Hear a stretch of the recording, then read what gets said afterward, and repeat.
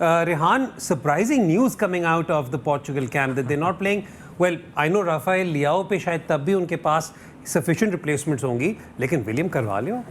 पहली चीज़ तो ये कि राफेल लियाओ नहीं खेल रहे तो जाओ फिलिक्स खेल रहे हैं, और जो जाओ फिलिक्स हैं इस पोर्चुगल की हिस्ट्री के अंदर जो सबसे महंगे प्लेयर किसी भी पोर्चुगीज़ टीम से किसी दूसरे क्लब में गए हैं, वो उस लिस्ट के टॉप पर हैं, one of the most expensive players.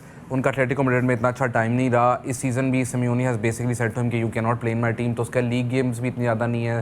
Rafale Leao on the other hand had a great season last season, has been really good this season, तो मेरे लिए सरप्राइजिंग है। ऑल द जाओ Felix are really good player जब Santos या Simeone उसके manager ना हो, because both of them are world class managers.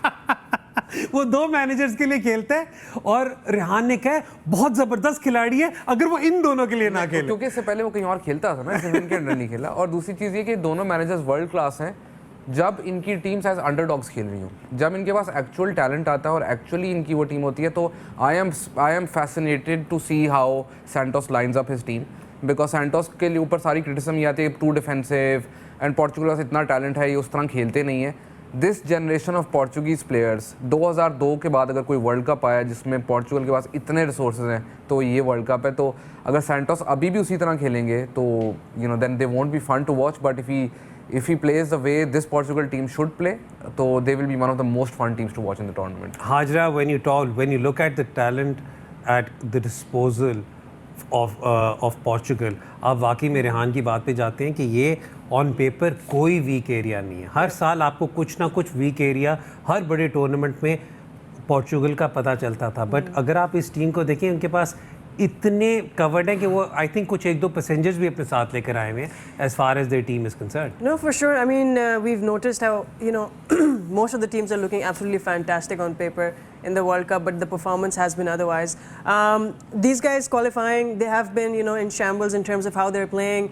If they're falling too deep, you know, they're struggling to, like, you know, bring the ball up, or if they're like pressing up, they're having a difficult time falling back and, you know, getting in shape again. So hopefully they've learned. Hopefully, you know, we won't see the shortcomings we saw in the qualifying, and you know the last two games they've lost and everything. We can only see Carvalho sitting out for me was a big one, because you know he was main man for me personally. How he moved the ball around and how, you know, he kept the connect between defense and offense. But let's see what you know we have in store today. I mean, I don't know.